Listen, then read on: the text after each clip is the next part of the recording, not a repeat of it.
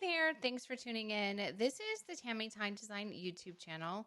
I'm Tammy, and today I have another layout share. I uploaded my first layout share in May, and since then I've already had several requests for more layout shares and to maybe share some older layouts. I thought that was a great idea, so yes, of course, I have some older layouts I can share. I've been scrapbooking since 1999, and as you can imagine, my style has changed quite a bit over the years. The way my pages look today is different than even 10 years ago when I was creating for my other blog. And back then, about 75% of my scrapbooking was of my two nephews, and I had permission to share those layouts. But my nephews are 22 and 20 now, and I need to respect their privacy, so I'm not going to share the layouts that I've created about them specifically. And it's only been since 2020 and COVID that I've transitioned away from my scrapbooking of my nephews growing up to just focusing on me and my life. But I did go through my albums and found this stack of the newest, older layouts that I haven't shared. And please bear with me because I do have sticky notes on a few of the photos to protect privacy. We'll start here. I scrapbooked this several years ago, but this style is very much like where my scrapbooking is today. The story here is that my oldest nephew was not a fan of the camera. Even though his mom takes photos all the time and I took photos all the time, he didn't make it easy to capture photos of him. So I was completely shocked when we were at my mom and dad's and he was receptive to a photo shoot. What? Oh my God, get the camera. This layout is exactly like what I would scrapbook today. I love using a pattern paper for a background mat and adding a block of white cardstock on top. There's some mixed media in the background, which is just texture paste over a stencil. I added some gold ink splatters and some ribbon, which I don't do a lot of anymore, but it sure brings in a lot of texture to the layout. I also use some chipboard frames as cluster bases. Frames are great for containing clusters. I included some butterfly die cuts and punches, paper flowers from Prima, and enamel dot flower centers. The photo is framed with several pattern papers with inked edges. The title says, "Get the camera," and I used two different sticker alphabets and wrote the journaling directly on the background. One of life's little surprises. Well, it looks like I wasn't using wet glue when I created this one. The letter stickers are just not staying on. So anyway, this is my friend Jamie, and we met back in 2014, if I remember correctly. I had just started a new job and I was socializing with work friends, and I met a lot of people around this time, including Jamie. As an introvert, I have personally found it's harder and harder to make friends in real life the older I get. I like to be home. I'm not overly social. Maybe I'm the only one, but it just doesn't come easy for me. I am super grateful that I met Jamie. She's one of my closest friends, and this layout is all about what a happy surprise it was that we connected and are still close friends all these years later. We were at a festival when this photo was taken by another friend. This layout has hidden journaling. I handwrote my journaling on this tag behind the photo and just stapled a die-cut camera to the top of the card. I wanted to use happy, fun, summery colors on this layout, and this Simple Stories collection was perfect. A treatment that I love is cutting strips of the striped rainbow papers like this and using an inch strip on the top and the bottom of the layout. On this layout, I also added some hand stitching on both sides. For the background, I cut several papers to 3x4-inch pieces, some from the collection, some were probably from my scrap bin. This is a great way to use any scraps you might have laying around from previous layouts. These fun fabric flowers are from Queen & Company, I believe. So cute, and they add some dimension and texture. I inked the edges of each of the pattern papers and added some little ephemera bits and cameras from Kaisercraft. And my title is several different alphabet stickers and a Thickers alphabet. It looks like the word life's not showing up on camera, but it looks fine in person. The photo was from 2015, but I scrapbooked and completed this page in 2020. Next up, Cruising the Seine. Back in 2020, during lockdown, when I had a lot of time to scrapbook, I finally finished scrapbooking all of the photos from my trip to Europe in 2010. When I got home from that trip and I started to create layouts, I actually remembered telling myself not to go too fast. It was fun to relive all of the memories, so I really took my time. And then I never finished the album. This is one of the layouts I did to complete the album in 2020. Several October afternoon and basic gray papers. Both companies were still making scrapbook supplies when I started the album in 2010, so I had fun goodies to work with. I had saved all of the papers and scraps I used on the other layouts in an iris bin, so I simply stacked blocks of paper to create this design. I did ink the edges of some of the papers as well. The photos are also on one block of pink paper. These are a few of the decent photos I was able to shoot while sitting on a boat at sunset riding through Paris. This is another layout with Prima flowers in 3 spots. That was something I did in my Europe album a lot. Each layout used different papers from different manufacturers, so that little technique of 3 flowers showed up on many of the pages, helping to create some cohesiveness throughout that album. I cut a doily in half and added it in 2 spots. I topped the flowers with some flat back pearls, wrote my journaling on a 3x4 card, and used the upper blue section of the card to add my title. I also added a date with a ruler stamp. Super easy design, just using scrap blocks of paper to create the foundation. Sites around Rome. This is the only 2-page layout that I have for this share. I don't create a ton of 2-page layouts. I don't always have a lot of photos from an event, and even if I do, I'm usually fine with using only 2 or 3 of the photos, and I can do that on a 1-page layout. I took these photos on the same day, and I didn't want to crop any of the 4x6 photos. No real story here, just some photos snapped while on a walking tour in Rome. For this layout, all I did was cut a 12x12 piece of tone-on-tone paper in half and laid each half horizontally across each page in the middle. And then I took a 2-inch punch to a 6x6 paper pad and punched out these squares. I layered the squares behind the darker blue paper. Some are straight and some are at different angles to add interest. I also punched circles in 2 different sizes and made these little flowers to scatter around the page for cluster spots. I used 2 different Thickers alphabets for my title. The last bit of decorating, I added some travel ephemera on the left page. These probably came from Kaisercraft. Because I was trying to complete several layouts for this album quickly, I didn't want to complicate the pages with embellishing.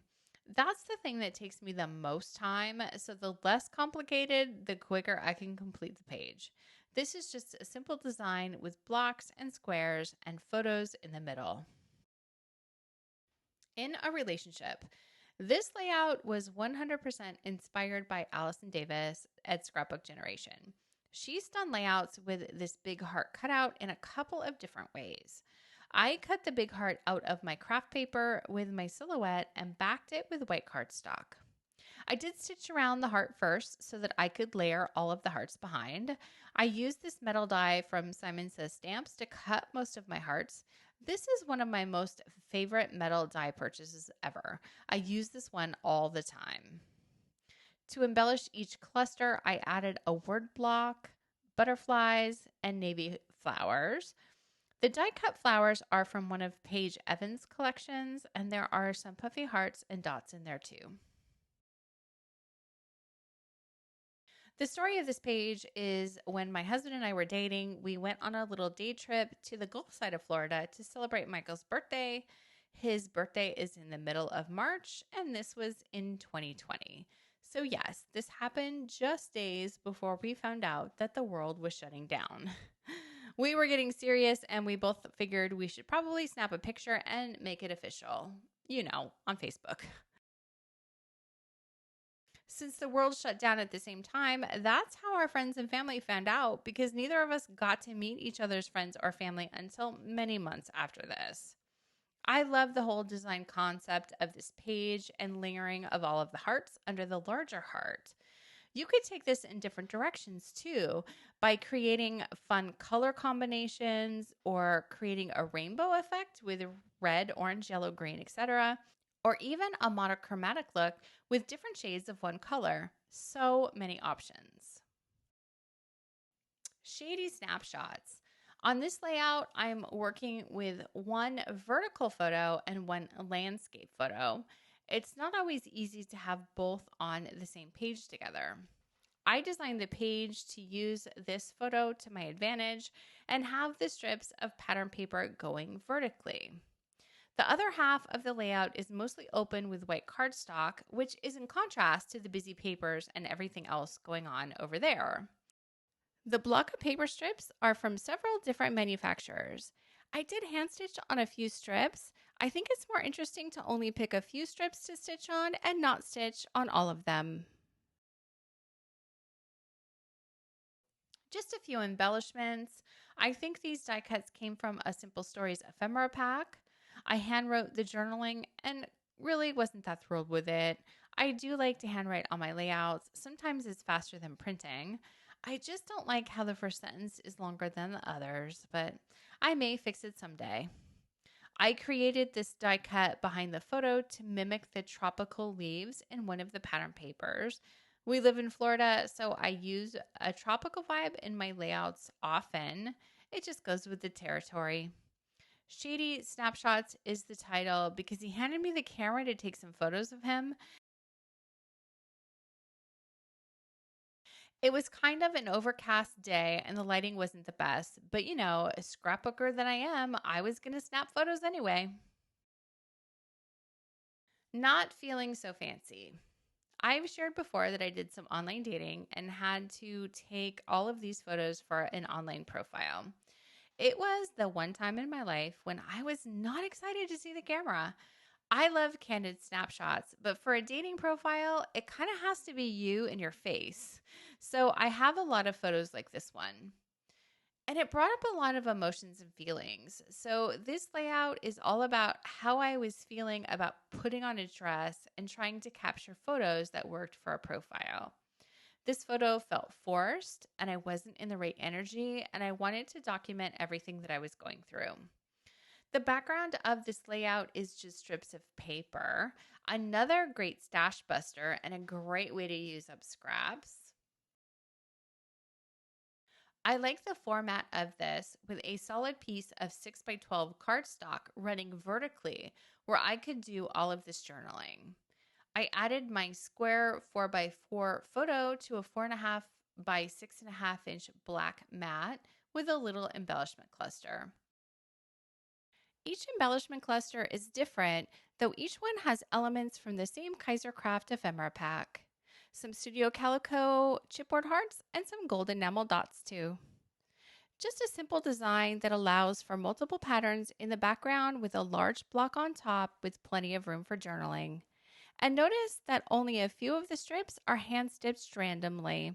Same technique as from the last page. Love me. Here's another page with an outtake photo from a different photo shoot. We go from a page with a lot of journaling to one with none. I do go back and forth. I don't put journaling on every page. To each their own with that. Love this layout. The next time I needed profile photos, I asked my friend Jamie to take some photos of me. In this one, I was like, are we done? Can we be done? I am so over this. I thought this was a fun photo, and for some reason, it reminded me of this other photo from my childhood. I'm not sure you can see this photo, so I'm going to lift my layout up and hope that the camera focuses. This is me in the green shirt, and I am 100% hamming it up for the camera. I had my hip out and my hand on my head in a model pose. She was saying, "Here I am, take my picture." The thing is, I could have used some of that playful energy in my photo shoot. I sometimes wonder what happened to that carefree child. My mom used to joke that I was responsible and there was always a 30-year-old inside of me when I was a kid. But seeing a photo of me like this with this child's personality next to the reserved introvert I turned into as an adult really shows some contrast. I could have used a dose of that little girl's confidence because it still took me several more years to finally get my stuff together. So I created this layout to put these two photos together, separated by a row of hearts down the middle to divide the two sides. I used a tone-on-tone paper on top of a purple cardstock base. Actually, I used the same heart die to create all of these hearts.